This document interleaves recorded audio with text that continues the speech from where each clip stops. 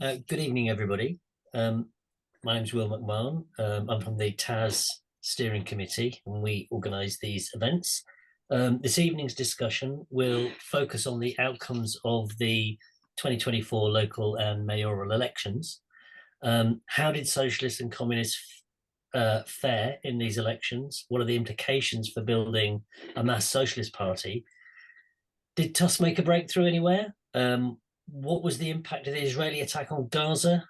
How did the Workers' Party perform? What implications do the results have for building a mass socialist party of the left? Now, Nick Wrack's going to introduce the discussion, but just before we kick off, I've got to tell you that this meeting is being recorded for YouTube. So if you feeling like you want to say something litigious, please avoid it because we'll have to cut it. And as usual, everybody gets 3 minutes to talk after a 15-minute introduction from the main speaker. And this way it means people can have 2 or 3 goes at speaking, and it helps the conversation develop. So with that, I am going to invite Nick to introduce. So over to you, Nick. Thank you, Will. Welcome, comrades. So I'm going to try to deal broadly with the issues that Will has outlined in his introduction. I may say things that you disagree with. Please don't hesitate to come into the discussion and disagree with me and criticize what I'm saying, because this is a discussion where we're trying to work out how we as Marxists, socialists or communists, whichever is your preferred term, how we get involved in the working class movement and the struggle to change society. Now, the question of elections is still amongst the socialist and communist movement a conflicted issue. So I suppose the first question that arises is, should we be bothered at all about what happens in local elections and the results and how various parties perform? My answer, and this is in contradistinction to some on the left, is a resounding yes. In my opinion, elections are important. They are important for working class people because they have an impact on their lives. They are important for socialists because they give an indication of the state of thinking, albeit at a snapshot, but they give a snapshot of the thinking of society and particularly of the working class in terms of whether there is support for programs that are communist or socialistic or social democratic. And in a sense, it can be used as a yardstick for how much work communists have to do in order to win the majority of people to support for communist stroke socialist ideas. And so my starting point on elections, as on everything else, is to remind ourselves of what the strategic objective is for communists. And that is that our objective is to overthrow capitalism and to lay the basis for a new society based on the common ownership of the means of production, the production for need, not profit, where everybody contributes according to their ability and everybody gets back what they need according to their needs. And that's our objective. So everything else, so far as I'm concerned, and as I would argue, are to be looked at in how they advance or undermine or set back that ultimate objective. Now, we've discussed in these meetings many times how socialist, communist ideas have been set back over the last 40 or 50 years. One reason for that, and I'm not saying it's the only reason, but one reason for that is that communist ideas, genuine communist ideas, by that I mean not ideas that defend Stalinism or the Stalinist bloc of the Soviet Union, China, and satellite states, but genuine socialist communist ideas are very seldom, if ever, put forward as a political program before the electorate. the most that you get these days is people selling papers with trestle tables, and maybe people arguing in trade union meetings for those ideas.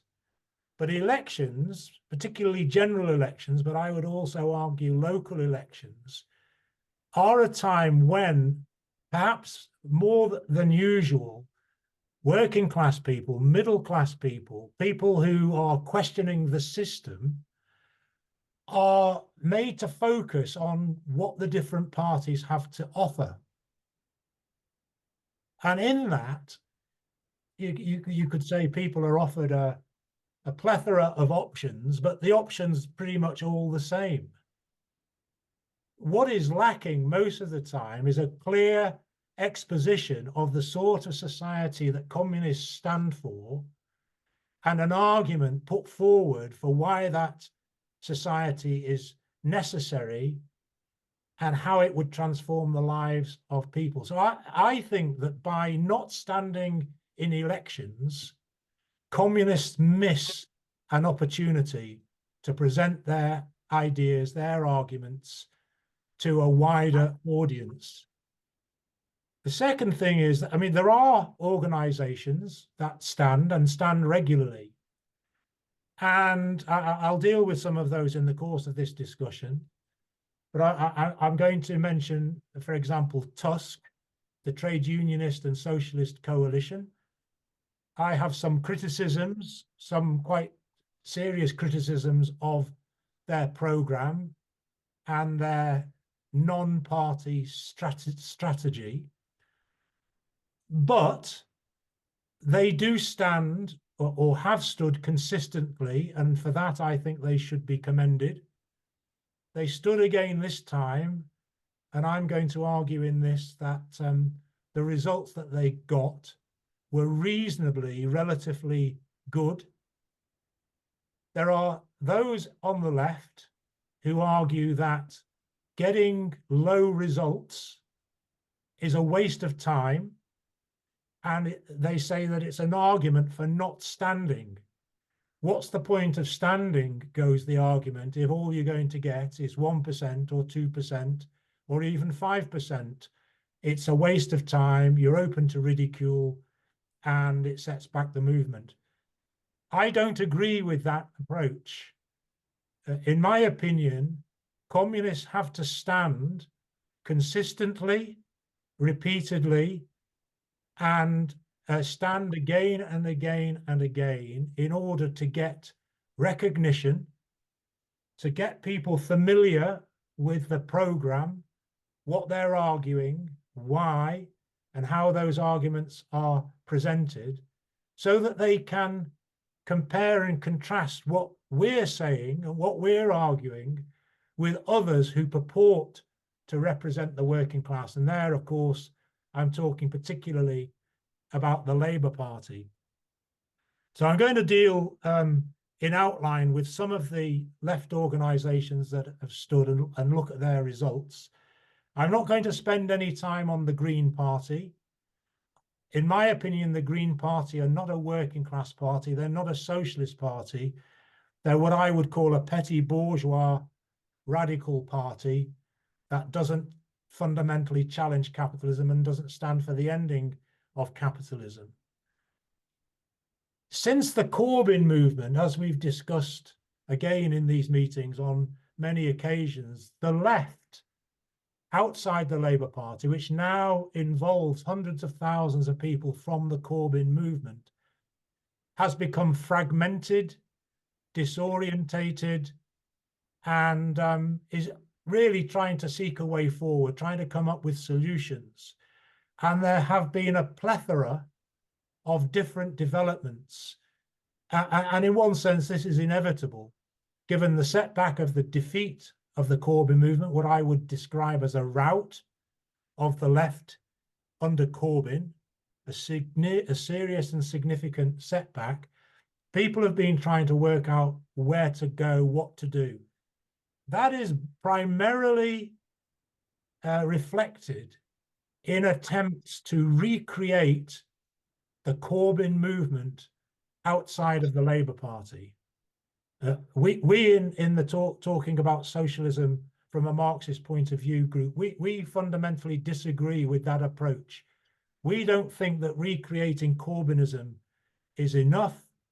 It doesn't provide the answers, albeit from a left-wing point of view. It is simply presenting a program to manage capitalism rather than to get rid of capitalism. And that is not what communists are about. We are about getting rid of capitalism, not managing it.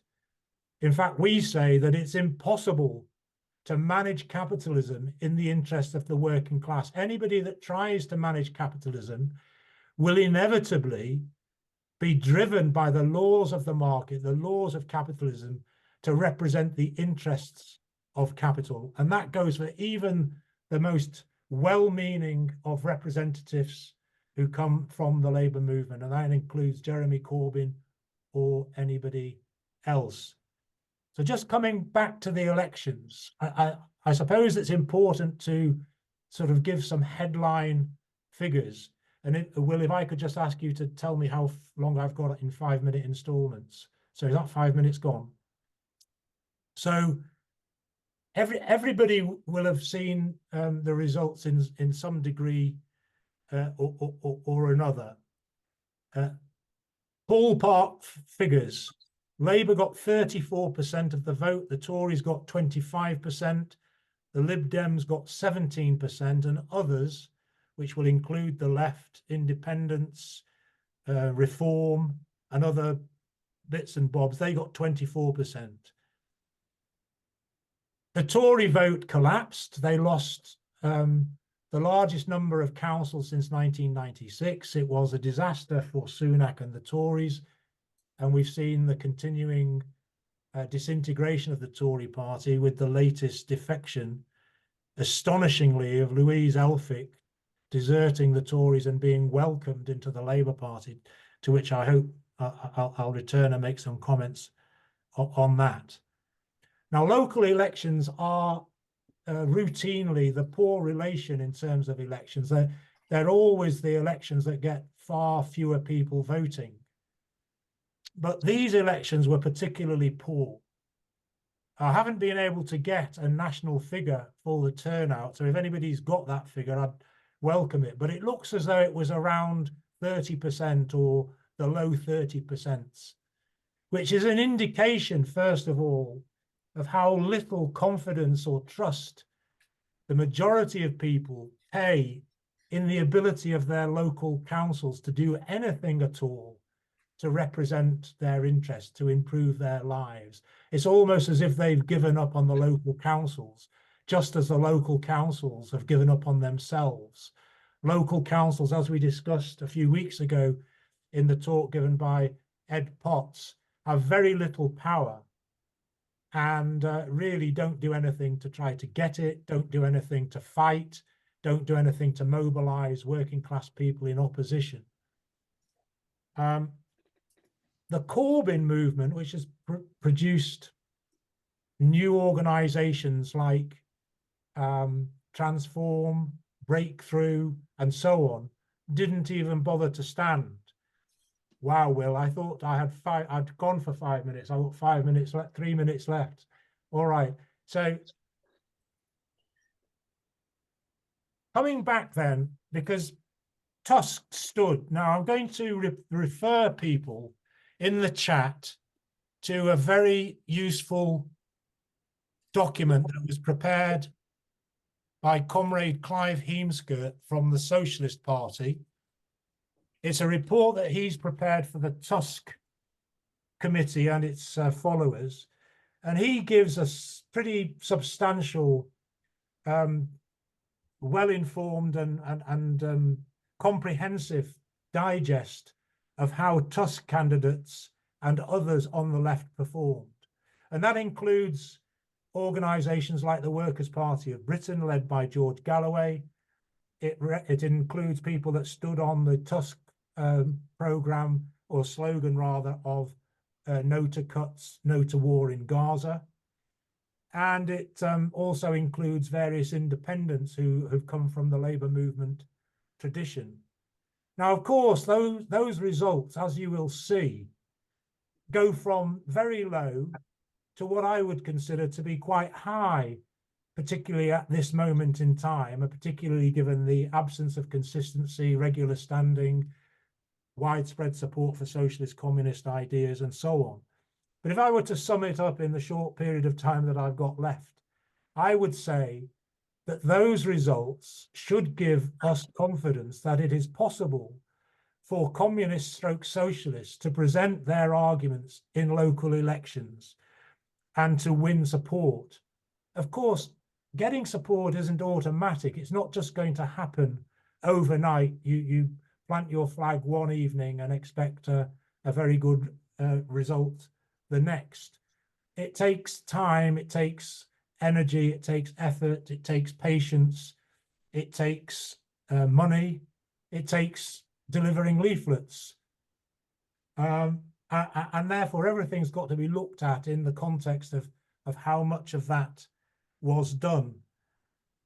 In the mayoral elections, which is, I'm just going to, there were 12 mayoral elections. I just want to pick out the Tusk vote in Salford, because there, if I've got the figure correct, they got 5.4%. Now, for me, for an ostensibly socialist electoral campaign to get 5.4%, I think is a good result, and it shows the potential for improving on that. Elsewhere, in two wards, Tusk got over 30%. I think one ward in Preston, one ward in Southampton, 30% of the vote. They may be isolated extremes, if you like. At the other end, of course, we do get votes in the 1%, the 2%, and so on.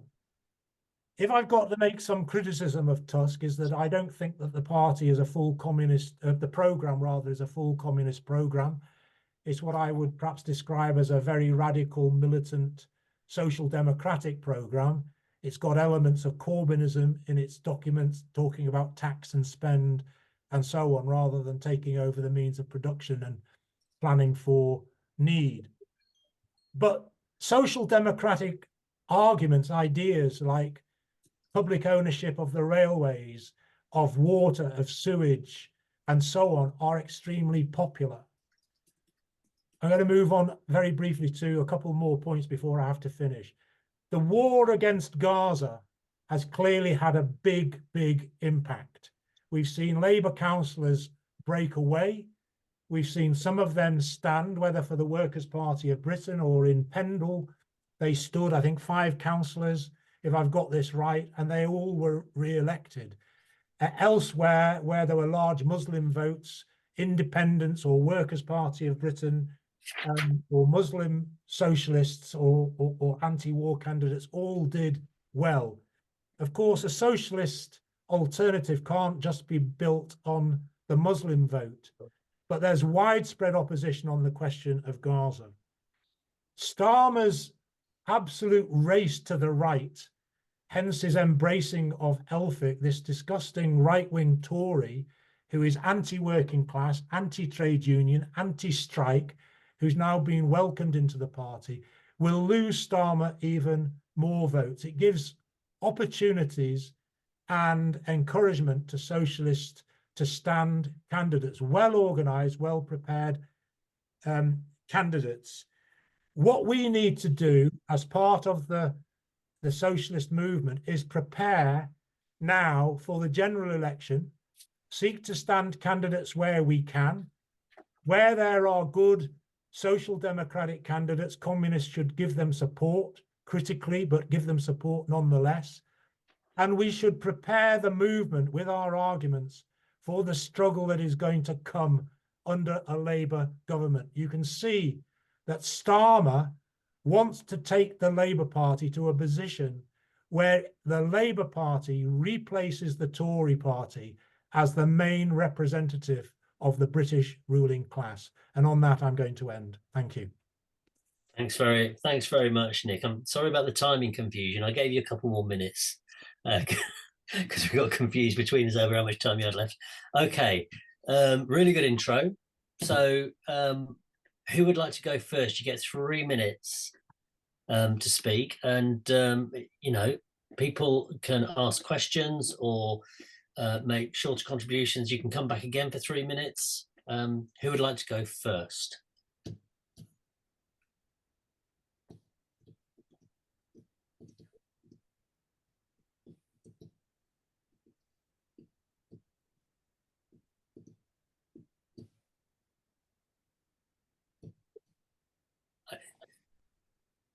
Are you trying?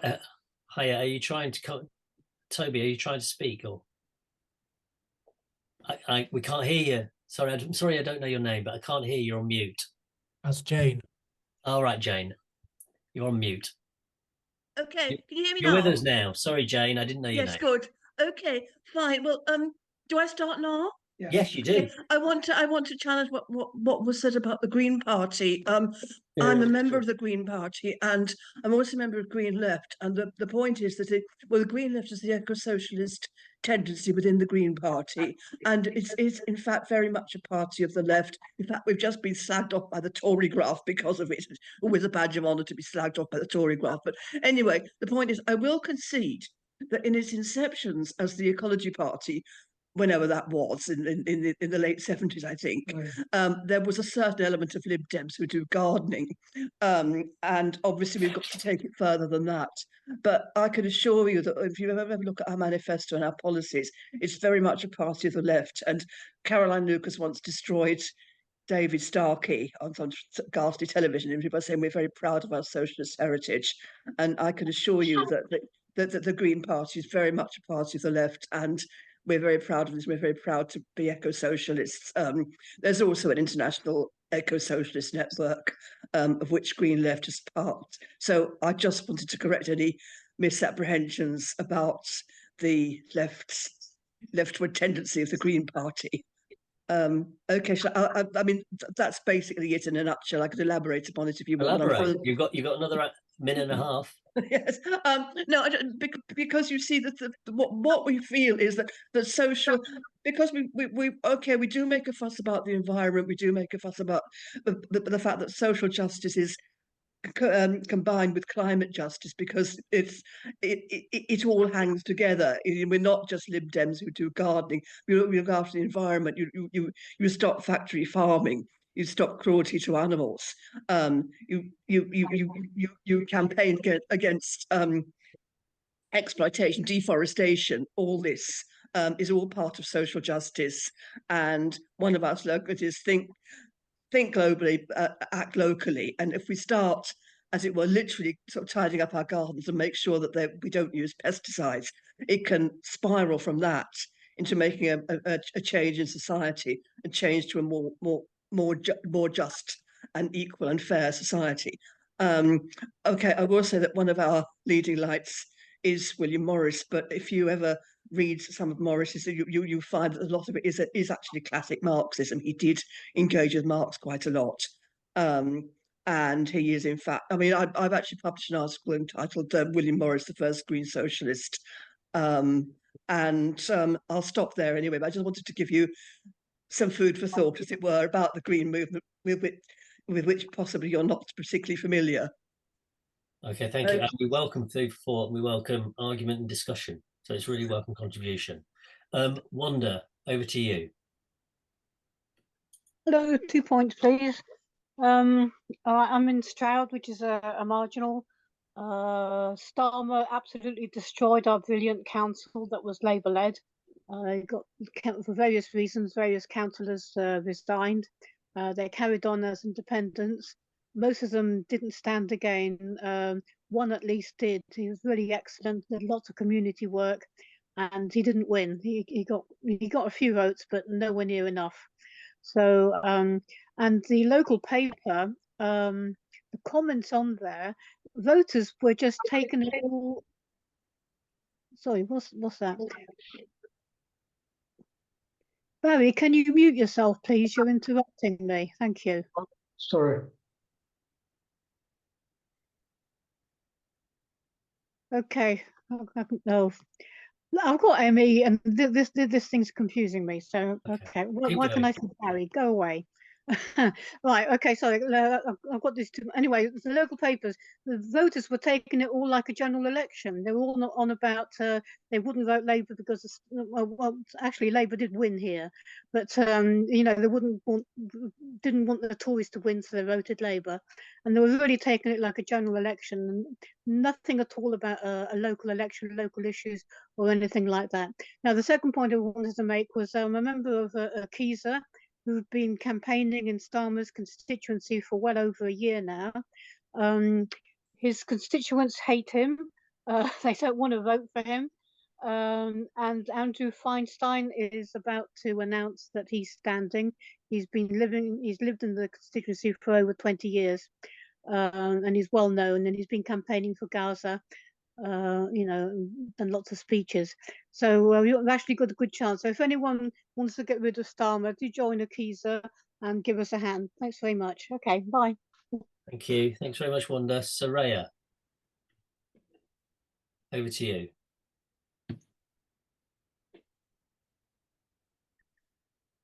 Yes, I think clearly there are socialists in the Green Party, and it's a credit to anybody who stands up and speaks for the ideas of socialism. But I don't think that the Green Party is a socialist party. I say that not because I've got ideas about titles and what you call yourself and so on, but in terms of its policies. And when we've seen that the Green Party has been in power, for example, Brighton, it's ended up carrying out attacks on the working class. And in my view, it's only the working class and the powers that it has in society that can actually change society, which I consider to be essential to get rid of the capitalist profit system, which its nature exploits workers and exploits the resources of the planet, which have led us to the position, the ecological catastrophe that there is today. And so I don't think it's possible to limit one's demands for our ecological future and safety to that. I think it is only possible under I'm not saying we shouldn't call for, of course, fight against things that are destroying the planet and oppose them. But I think that the only genuine way of doing that is by changing society, and that cannot be limited to excuse me, to what I call in inverted commas green policies. It's got to be the whole kit and caboodle. And so that is why I don't view the Green Party, and it's not just in the UK, but I think I've got a great knowledge of elsewhere, but places like Germany and elsewhere, that if one limits oneself to those to act within the confines of capitalism, then one always comes up to the position, well, if you do get elected, if you do get a platform for the arguments, what do you do when you are in power? And if that ends up, as in my knowledge, if somebody can point out differently, then that's very good. But it's ended up in Greens actually attacking the working class, the very class that I see as having the only power to actually change society. Thanks very much, Soraya. I've got Barry, I've seen your hand, but I had Janet first. Yeah, thank you. I think just a bit more cautious about how far we can extrapolate anything from these results, or from local election results, or even mayoral ones. So, as you say, there's always a lower turnout. I don't think this year was any less or higher or lower. I think it was about the same as last year. Percentages don't tell us that much, I think, because I think the trends were there were themes that were very clear, and Nick's talked about those, but actually these were quite a complex series of results if you drill down that horrible expression. But I didn't really want to talk about that particularly. I don't know, Nick, if you want to come back when you have more time about the Workers' Party and the nature of the independence. So I think it's important to look at, where did the independents come from? What were they standing on? Did they have any kind of group theme behind them? Clearly Gaza was the main reason why independence did well, but it wasn't necessarily the only one. And which independents did well and which didn't? Where did they do well? Were they standing at all on a socialist program? And that's obviously, I think, in terms of the Workers' Party, even more important, because although they didn't seem to do very well, I think they won 2 seats or 3 seats, they didn't stand in very many places, whereas Reform won 2 seats but stood in many more places. But I don't know what the I don't know. We didn't have any Workers' Party people, so I don't know what they stood on. But if it was on their national manifesto, then, as well as Gaza, then it was kind of Corbyn economics. It was social conservatism, nationalism, and I don't know if they talk. I think they probably talked about internationalism in the context of Gaza. So it wasn't a socialist. It wasn't a socialist program with the kind of criteria that Nick, the qualifications that you need to be a socialist program.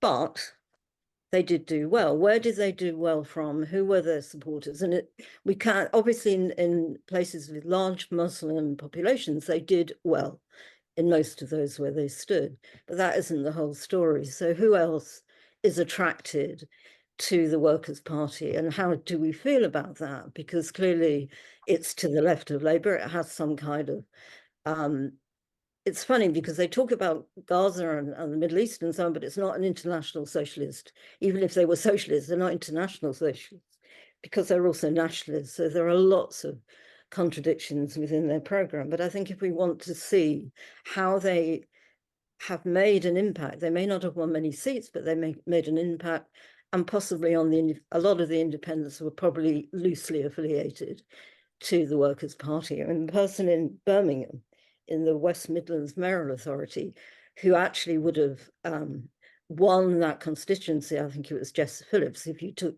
what his vote was into a general election. I don't know if he was Workers' Party or he was an independent and sort of Workers' Party. I think we need to have a look at that. He did extremely well. And I think Jess Phillips is probably quite upset about that. But what was his program? Okay. I'm gonna ask you to stop there, Janet, but I agree there. It's a very confused picture. You know, we've got to do some digging, I think, around who was standing on what program and why. Barry, did you want to speak? Yeah, you need to. Yeah, go ahead. Okay. Yeah, I think it's a mistake to dismiss the Greens because they're not socialist or because they're anti-working class or anti-union. Keir Starmer attacks the working class. The Labour Party attacks the working class. He's anti-union, he's against strikes, he's against picket lines. The Labour Party has never been a socialist party. It's never been a class party. It's always been a party of national interest. So we don't dismiss the Labour Party because of those reasons. I don't think we should dismiss the Greens either. The Greens are, in some respects, to the left of Labour on environment, for example, or on Gaza. And in Sheffield, they've done very well. So I don't think we should dismiss them as petty bourgeois. We could discuss the class character of the Greens. I think we should do, but simply to dismiss them as petty bourgeois is wrong. We need to relate to those people, particularly young people, who are impressed and attracted to the Greens, particularly on the issue of Gaza and on the environment. I'm not sure I think somebody's already made the point about what's the significance of the vote for the independents.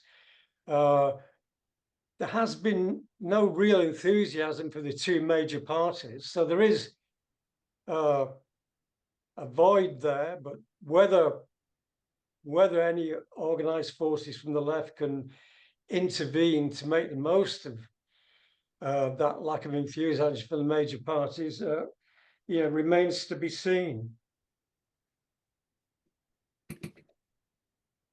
Okay, Barry, thanks very much. Kirsty, over to you. You need to unmute.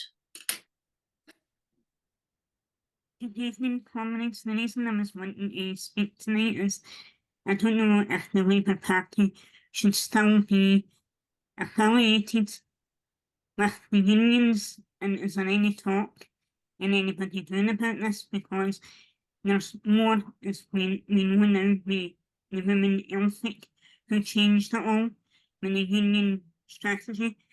Is there any way around this? Because I don't think Labour should be part of the working class unions anymore. That's just briefly what I wanted to say on it. Okay, That thank was all. you. Thanks. Thank you. Short points are welcome. John. Thank you.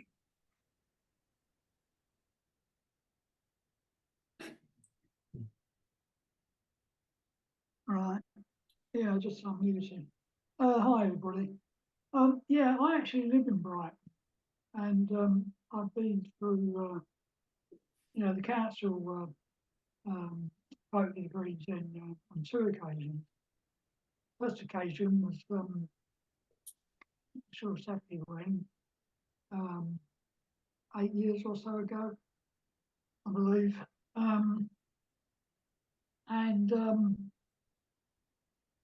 They got caught in the trap of austerity because they had to make cuts because we'd had the government cut the grant quite drastically, and they were caught in the trap of having to attack the working class. And that particular Green administration, you would say it was to the right. And then the next time the Greens were elected, they were to the left, and I know quite a lot of them, and they are very good people. So I think, but they too got caught in the cuts issue, because again, even though we're on the left, they were telling me, look, we didn't get elected to make these cuts, but we have no alternative. And so I think that unless we have a real anti-cuts movement, which Tusk actually in their electoral material, anybody who stood for them was had to be anti-cuts. And the independents too, I believe, are anti-cuts and so on. And so it does seem to me that in the present time, I mean, with austerity and so on, and of course even without austerity, the cuts are always the trap they get caught in. I mean, the Greens were totally trounced 2 years ago because they wanted to close all the local toilets. Labour got in, and then after that, it was kind of like a mixed council. It was a hung council, and Labour eventually, at this election, took it over completely and totally trounced the Greens. So this is all of that, and both doing exactly the same thing because of that they put in that position. Okay, John. John, I'm going to have to. Sorry, John, neither the left Greens, certainly didn't want to do it, and even the right wing administration, we're not happy about doing it. But there you are. Thanks very much, John. Minnie or Graham? Is it Minnie? Okay, over to you. Okay, hi. Thanks for the talk, Nick, and thanks to Chair and Will. Yeah, exploitation.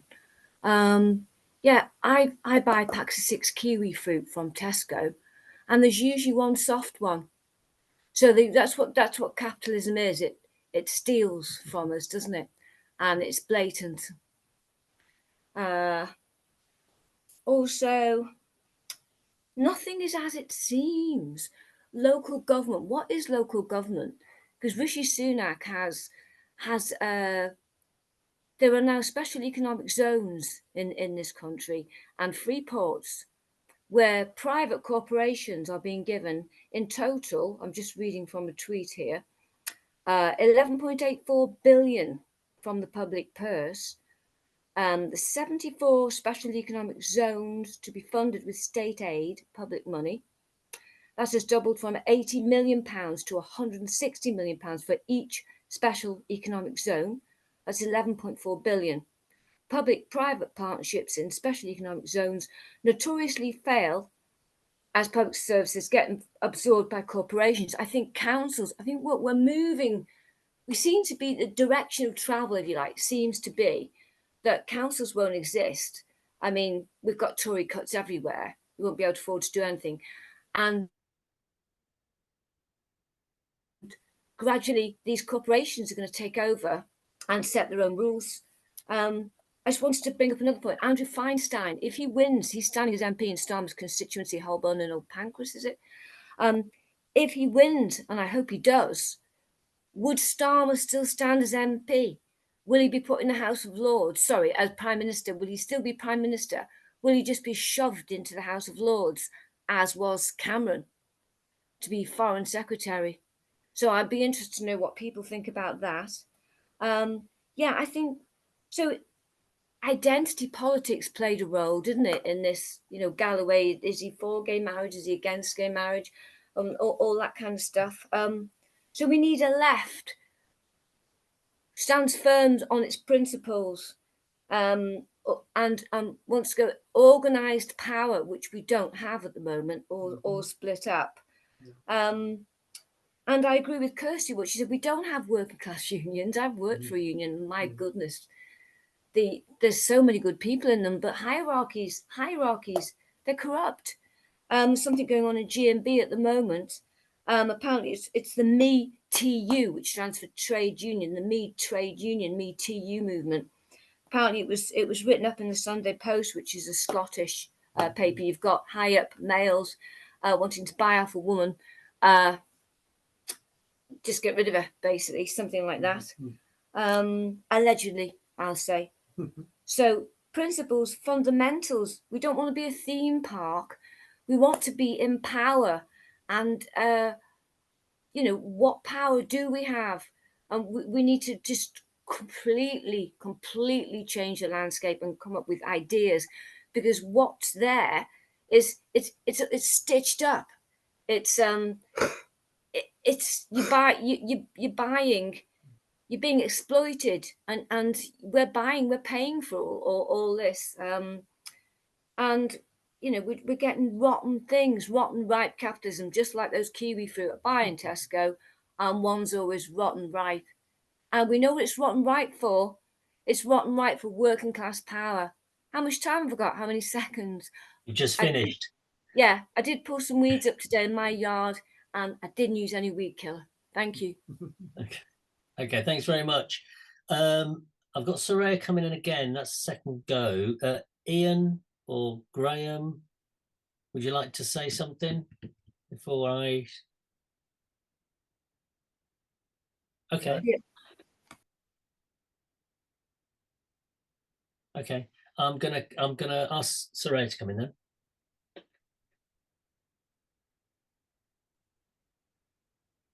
Oh, sorry, I can't. Very briefly, it's for me, it's not about labels, what you call yourself. It's about the policies that you have. So I don't care what you want to call yourself, but it's what do you stand as a an elected representative of the working class to manage capitalism and therefore inflict cuts on workers? Or do you say, I will not accept cuts and I will not carry out cuts? And that's a key issue for me. Kirsty has raised in the, excuse me, in the chat, a few of my friends say the little groups like the Workers' Party and others will not do, I don't know if it means as well in the general election. Oh, doing the general election as well as they did in the local elections in England and Wales. Just a very brief comment on that. I think that's right, because generally, sweeping statement here, but generally people feel that they can express their dissatisfaction in the local elections rather than in general elections where they may feel, right, we want to get rid of the Tories and therefore gritted teeth, we'll vote for Starmer or whatever they see as the best alternative. So I do agree, Kirsty. I think there's a different thought process, perhaps that's the wrong word, but anyway, a different attitude when it comes to voting in local and general elections. Okay, thanks a lot. I'm just going to speak for a little bit and then I'm going to bring Nick back in. So Nick, take this time to not listen to me, but get your thoughts together. The interesting question is about whether this will lead to any kind of united socialist coalition for the general election, and whether that's a possibility. And as far as I'm aware, in essence, the Workers' Party has an observer on Tusk's National Steering Committee, and there must be some kind of conversation going on there. And certainly, if you've been following the Workers' Party, and I very much agree with Janet's kind of analysis of them. I find them, to be honest, quite worrying and another huge potential diversion on the way here. But they've already selected candidates for 200 seats notionally. Now, how real these candidates are, I don't know, but they're going to come forward with another 150, as I understand it. So in many ways, we might be in a situation where, for the first time in a very long time, now I don't regard Galloway as of the left, I should say, but I can understand how people looking at it might think he is. Yeah, is what's going to look like a left challenge in over 400 seats in the next general election. And this is, I think, going to substantially queer Labour's pitch, although I agree there are issues around the data and how you analyse the data and what it means in the general election. But my reason for saying that is because I think we are having another kind of 2001 to 2003 moment, 2003 moment again, which is that the Labour Party, in its response to what's happening in Palestine, has crossed a red line, and not just for members of the Muslim community, but a lot of people who regard themselves as being on the left. I think this might have significant repercussions for the Labour Party at the general election.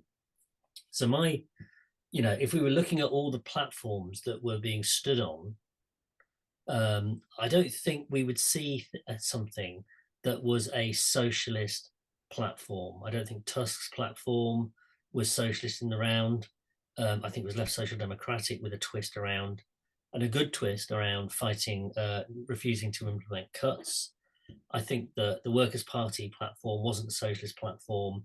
I think the Green Party platform is definitely not, for me, a socialist platform of any sort whatsoever, I'm afraid. I don't wish to upset anybody.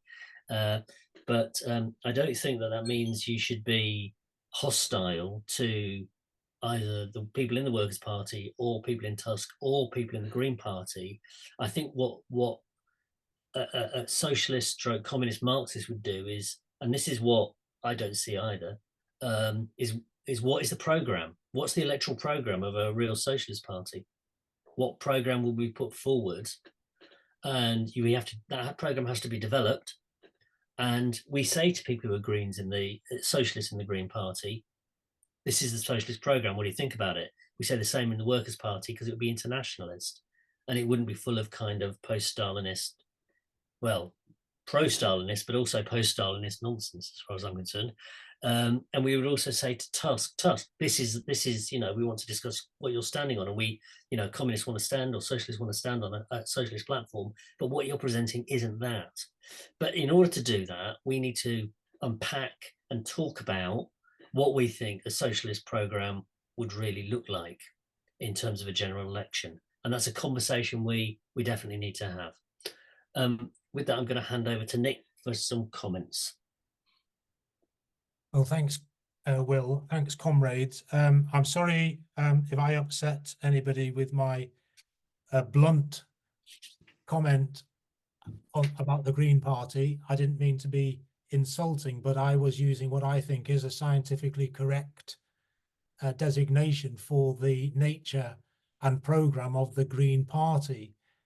It epitomizes, for me at least, and I'm not attributing this to any particular individual member or supporter of the Green Party, but the Green Party approach, a moralizing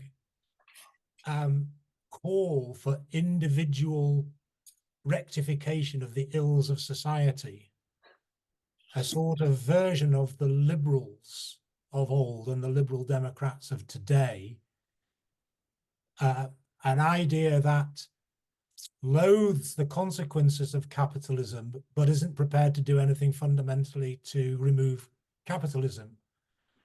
And therefore, I was trying to be succinct, and I was trying to put the Green Party to one side because I didn't have time, as you will have seen, to deal with the Green Party. I was trying to concentrate on other things. But I agree with the comrades who spoke, and particularly perhaps with Barry's point, that the way that we approach, and Will's last point, that doesn't mean we're completely dismissive of people that look to the Greens for an alternative. The Green Party was quite clearly to the left of New Labour under both Blair and Brown on many, many issues, if not most. And you can understand why people would vote Green, because they preferred it to the Labour Party. And now you can understand why people would look to the Greens as an alternative. But the role of communists, surely, is to point out that that alternative is not adequate.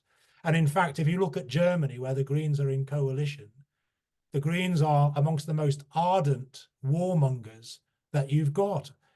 And you have to ask the question, well, why is that? And it comes back to John Fitzgerald's point, is you get caught up in this conundrum of austerity. You try to manage capitalism, you end up implementing the policies that you initially rejected and objected to. So yes, we have to be careful, we have to be comradely, we have to be patient with people that are looking for an alternative, but we also have to be clear. I did not mention what I really ought to have stressed at the beginning and the end of my first introduction, and that is the consequence of everything that I said and everything that's been raised in the discussion for me is, one, the absence of a unifying socialist stroke communist party to bring the different strands together and to have an agreed program upon which to stand. And two, the need to rectify that as urgently as possible. And therefore that comes back to what TAS is all about, really, and that is making sure that we campaign and promote the idea of creating with others a new party committed to socialist stroke communist ideas. I agree with Janet's points about the Workers' Party of Britain and the need to get more detail. And I think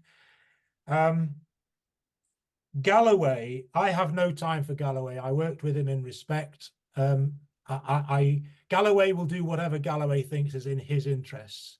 The party program is clearly a legacy of the Harpel-Bra era, when I can't remember the name of their organization, but a sort of Stalinist group that was involved in the founding of the Workers' Party of Britain. And so the program has a weird mixture of socialistic internationalism with conservative nationalism, and that then is multiplied to the degree of 10 or more by Galloway, who in his latest interview described homosexuals as being not normal, didn't want his children being taught that gay relationships are normal, and so on. For me, the socially conservative attitudes, ideas of Galloway, and using those to appeal to conservatives in the working class is a very dangerous trend, and we should criticize it, call it out, and reject it. Independence, there are clearly very many independents. In fact, in Clive Heemskirk's report, which I've now posted publicly on the chat there, he makes the point, which I agree with, that there were people that wanted to stand as independents, but were ex-Labour councillors who clearly had a problem with Tusk's no cuts policy because they had been Labour councillors and had been implementing cuts. So the no cuts and no war is clearly a significant development and step, a programme that we would support.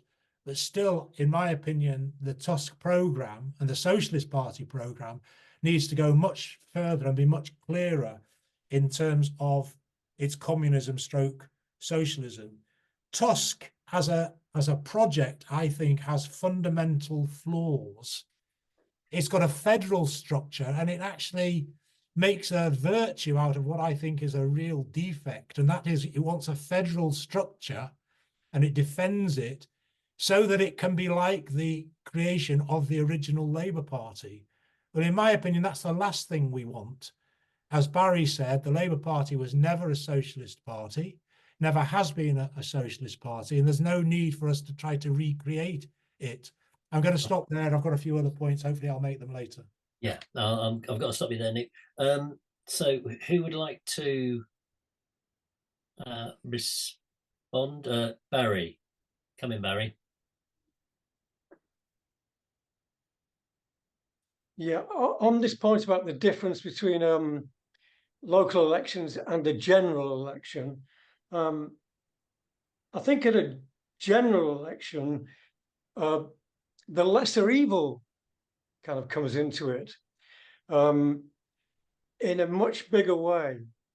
I mean, even in the local elections, I was talking to some of my neighbours, and they were obviously voting Labour from my discussion with them, out of the point that Labour are a lesser evil. Now, as we know, a lesser evil is evil anyway, so you're still choosing evil, but that factor does come more into play in a general election. So it remains to be seen just whether the independents can stand up to that kind of attitude. But this point about Gaza, it has, for obvious reasons, tens of thousands of people have been butchered and killed, and it has made a huge impact, and it's really dented the Labour Party. And if you add everything else, cuts and so on, it's still doubtful whether they'll win an outright majority. But of course, the real issue is where's the Marxist alternative? I've got no answer to that. Okay, that's something that we all need to work on. John, over to you. Yeah, hi again. Yeah, what Nick was saying around Tusk. Yeah, I'm very concerned about George Galloway. I mean, to come out and actually say that homosexuality is not normal. I mean, he qualified it by saying it doesn't mean to say that because it's not normal, that it's wrong. I mean, the guy just plays with words in such a way that well, I'm not going to say any more about that, but to say that homosexuality isn't normal and shouldn't. He doesn't want his children to be taught it. He's not saying actually that he's against it. What he's saying is that it's not normal, but because something's not normal doesn't mean to say that it's wrong. I mean, he just is really playing with words all the time. The thing with Galloway is that, yes, the Workers' Party are on the task, are actually on the steering committee, I think, for the place, which does concern me. I know that they asked him to fly the task flag, but he refused. But they're still keeping him as an observer on the actual steering committee, because they have observers. And I think a few other parties as well, Transform, Breakthrough Party. So their idea, as Nick says, of a federal, going back to the original Labour Party. Yes, I can see where the flaw is, but I do know quite a few people in Tusk. I have come across them over the years, and their hearts are in the right place. But I just think that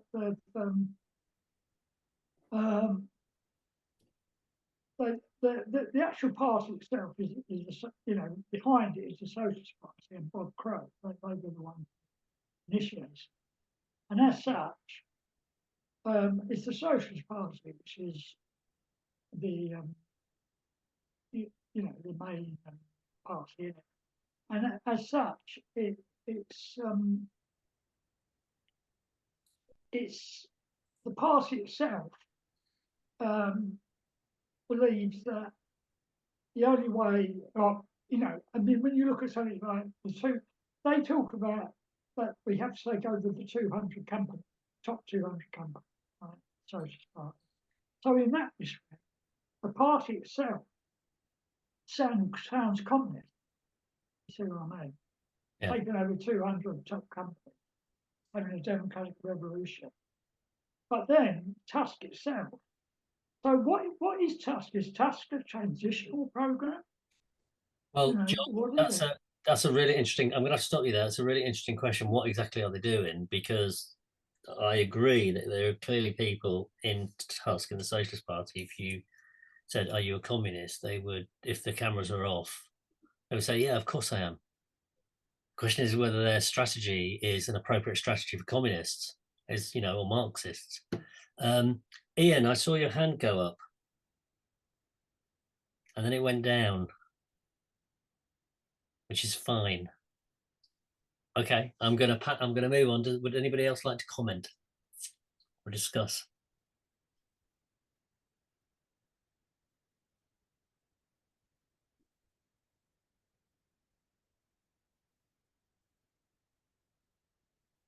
Okay, Wendy.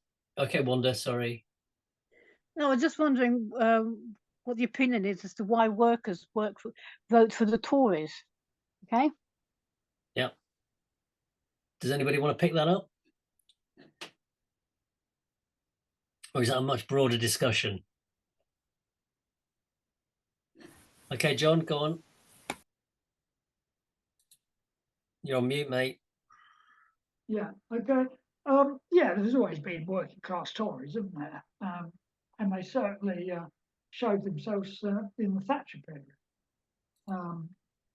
as such. And when times are good, and the Tories can do stuff, do stuff for the working class, they basically get away with it. But I just wanted to come back to Mr. Galloway again, because I think it's a very serious thing. He's kind of like brown red, and so as Nick said, I think Nick's description of it was which was seen. But in his election, he sent out two different letters. He sent one out to the Muslims and one out to people who weren't Muslim. And in one letter, he talks about, you know, for Muslims, so on and so on. And then when he's speaking to the working class, or the other letter, he's moved to that conservative kind of nationalism, what you call left conservatism. And it's interesting because Die Link in Germany has done much the same. Yeah. Yeah. John, I'm gonna thanks for that. Any other thoughts about the subject that we've got?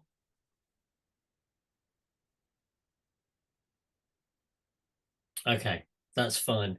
I think what I'm going to do is I'm going to go back to Nick, and I'm going to ask him to talk for 10 minutes or so, and then we'll complete if nobody else puts their hand up. Nick, over to you. Just 1 second, Will. Sorry, I'm just trying to find something. Okay, got that. So, right. Thank you, Will. Thank you, everybody, for the contributions. The difficulty with these fortnightly meetings for me is that there's so much that's raised and so little time to discuss it that we need more time to discuss each of these things in detail. For example, Wanda's question there, right at the end, and I think she posted it in the chat as well. Why do working class people vote for the Tories? Well, you could answer with a glib answer. I'm not going to, but essentially we have to take into account the legacy of imperialism and British colonialism and domination of the world in a period when Britain ruled the waves and so on. And you could ask in the same breath, why do working class people support the monarchy? Why do they support the royal family? Why do they doff their cap? Why are they deferential? I think under Disraeli, they set up an organisation, the Tories, I think it was called the Primrose Club for working class Tories.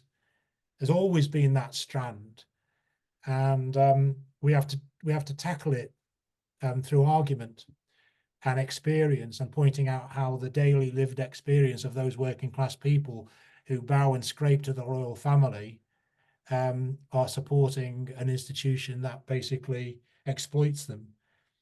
So in terms of the points that were raised and that I wasn't able to develop, there clearly is at the moment a vociferous, that's a sort of a splitting nature on the left. It's all over the place, in different places, in different parts, with, you know, one organisation maybe being strong here, another having a record there, but all generally still small potatoes. Barry posed the question. I've got it. Where's the question? Where is the Marxist alternative? Well, the answer to that is we have to build it. There are Marxists out there. There are many Marxists, in my opinion, out there. Some of them are in Marxist organisation. Lots of them are not in any organisation. And some of them are in other organisations like the Green Party or the Labour Party. What we're lacking in Britain is a proper, genuine party for communists or socialists. I use the term interchangeably. It's something that we perhaps have to resolve so that we don't keep saying both.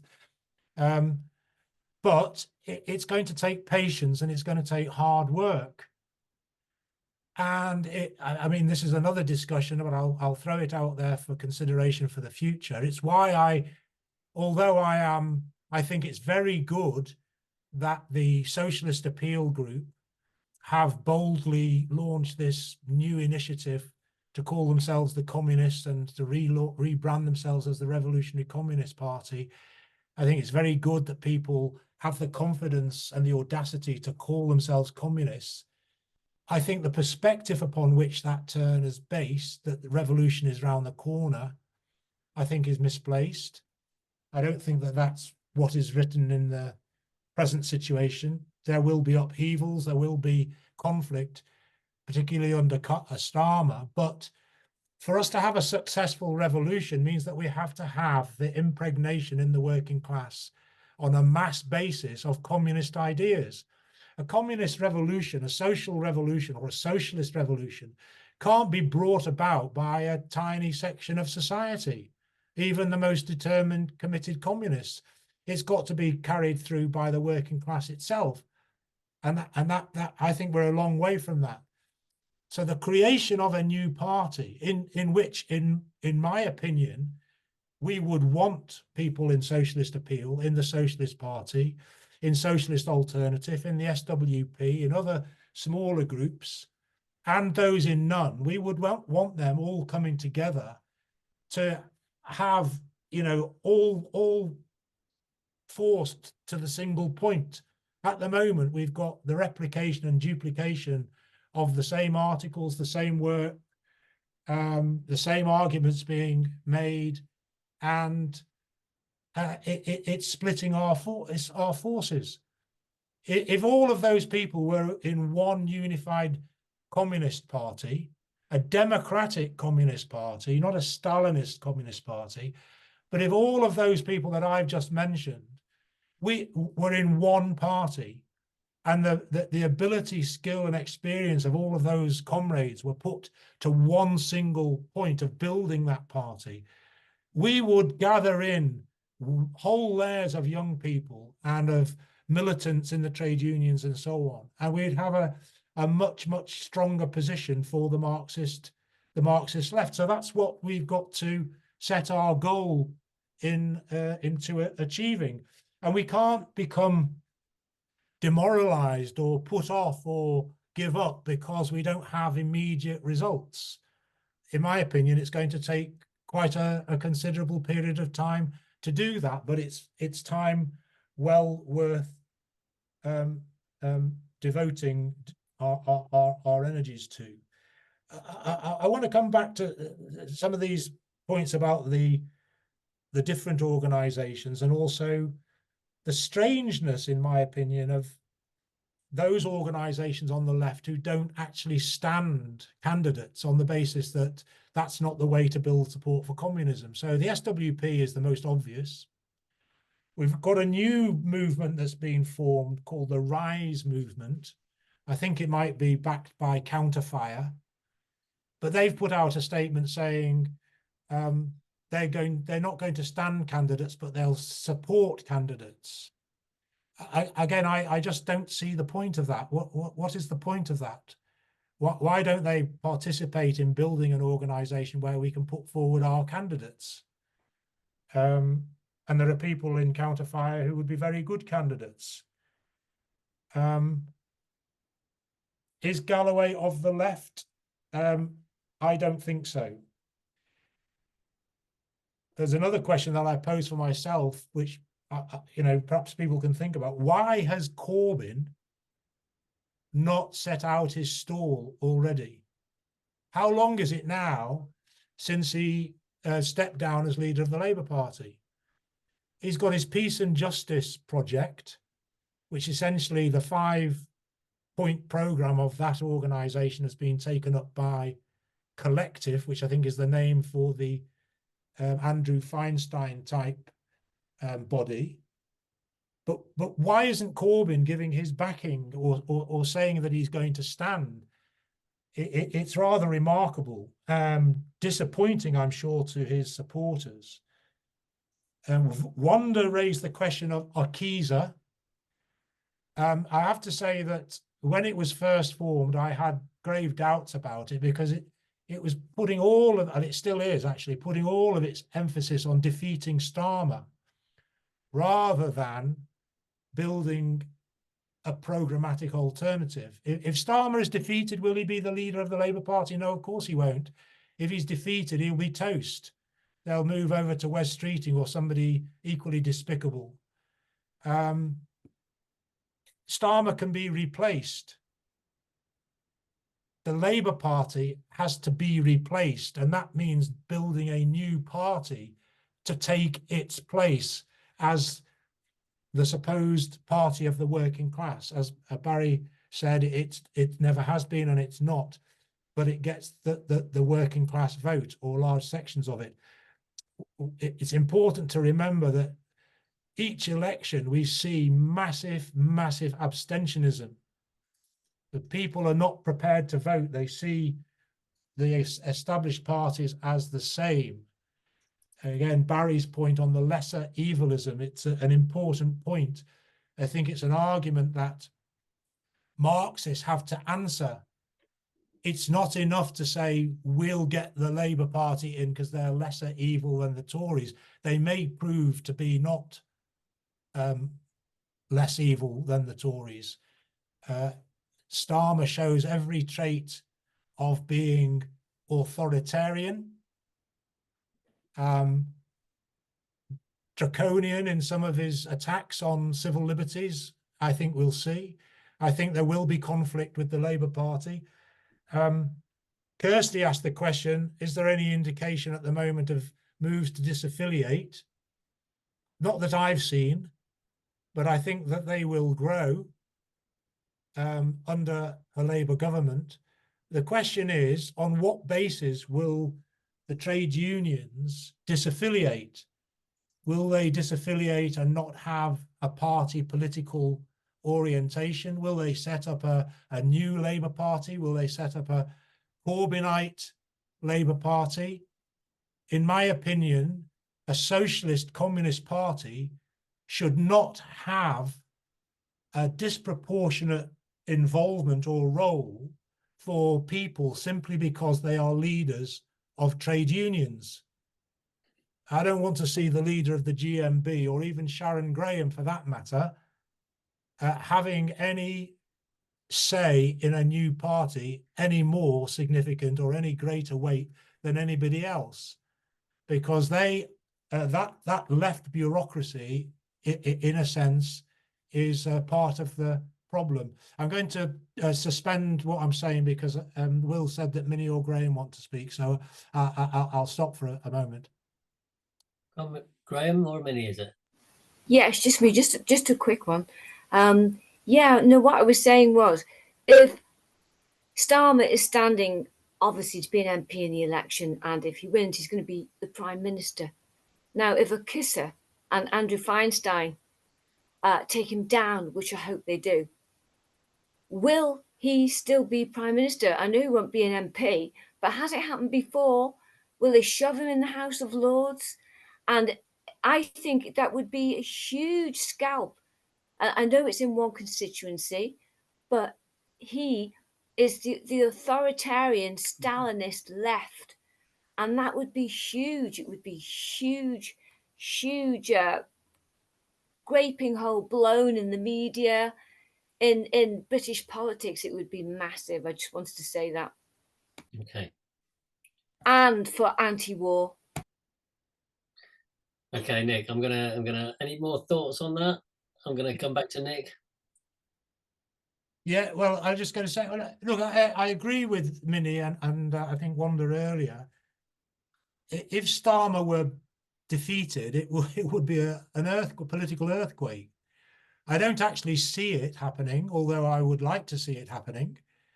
If he were defeated,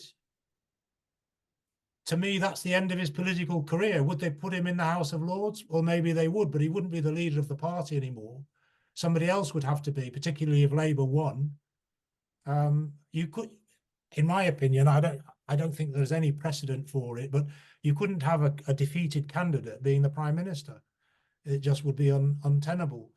So maybe further on down the line, they do what David Cameron, but that just shows the completely undemocratic nature of the present British Constitution, that somebody who can be defeated as Prime Minister, who can step down, not be a member of Parliament, goes to the House of Lords and can somehow end up in the cabinet as the Foreign Secretary. It's absolutely ludicrous and undemocratic. And these are the sorts of democratic issues that we should take up and point out.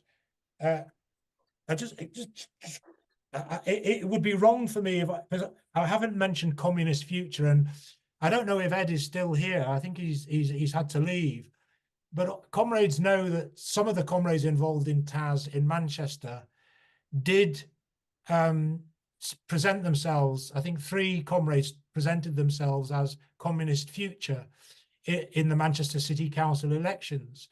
And they put a very good statement up, a general propaganda statement about communism and about a new society. But they got very low votes. In fact, I would say that their votes were at the lower end of the Tusk range. So they didn't do as well as the best Tusk votes or the best Workers' Party votes. They got less than 1%, I think. 2 got less than 1%, 1 got 1.2%. So very low. They stood because they wanted to get the name out for the general election and prepare. And I think there's something to be said for that. But what it reveals is standing in elections, and this is, I think, the reason why a lot of communists turn their back on standing in elections. It's brutal. It is brutal. You spend a huge amount of time, energy, and money, and you get very little back for it at the moment. But there will be a time through patience, hard work, and consistency where that will change, and it will be different. But you can't just stand if you just present yourself overnight and you haven't done the groundwork. And so that's the lesson that I would draw from that particular foray. We want to encourage the comrades to discuss it, and hopefully they'll do so at a future meeting. And it would be good to hear what other people think, because I know a lot of people have had doubts about that. I would encourage people who want to stand, but point out how difficult it is, and not to see it too lightly. I just want to perhaps finish with this last point. It comes back to the point that John raised about the Socialist Party and Tusk, and there was a mirror image of it with the Socialist Worker Party and Respect. In both cases, the Revolutionary Party, so the Socialist Party or the Socialist Worker Party, saw itself as being the party, and saw, in the case of the Socialist Party, they see Tusk as being a sort of broader forum from which they can recruit. And the SWP saw Respect in the same way. I think both approaches are mistaken. What communists should be doing is trying to persuade other people of their communism, and should be inviting people to join their parties on the basis of their communist program. And that's what we should be trying to build. I think we need a series of meetings of this Zoom discussion to discuss exactly the nature of the program upon which communists, socialists would present themselves in a general election. What would that look like? And so with that last point, I'll end my response. Thank you. Thanks very much, Nick. And thanks for your introduction and your contribution. It's been really valuable. Thanks to everybody for the contribution they've made. We've got we're still juggling with dates, but we've got 2 meetings fixed that we'll tell you about very soon. One is on the results of the European elections, which will be in June. It does look like, unfortunately, the far right is going to do quite well. So that's something that we want to discuss and debate. The other meeting we have is going to be presented by Aolung Yung, who is an activist from Hong Kong, socialist activist, who is going to be discussing is China a socialist or a capitalist country, because that is becoming ever more prominent in the discussion on the left, and that's something that we're going to be talking about. So those are 2 subjects that we've got coming up in the next few weeks. So I'm going to leave it there. I'm going to thank you all for your contributions, and I look forward to seeing you next time.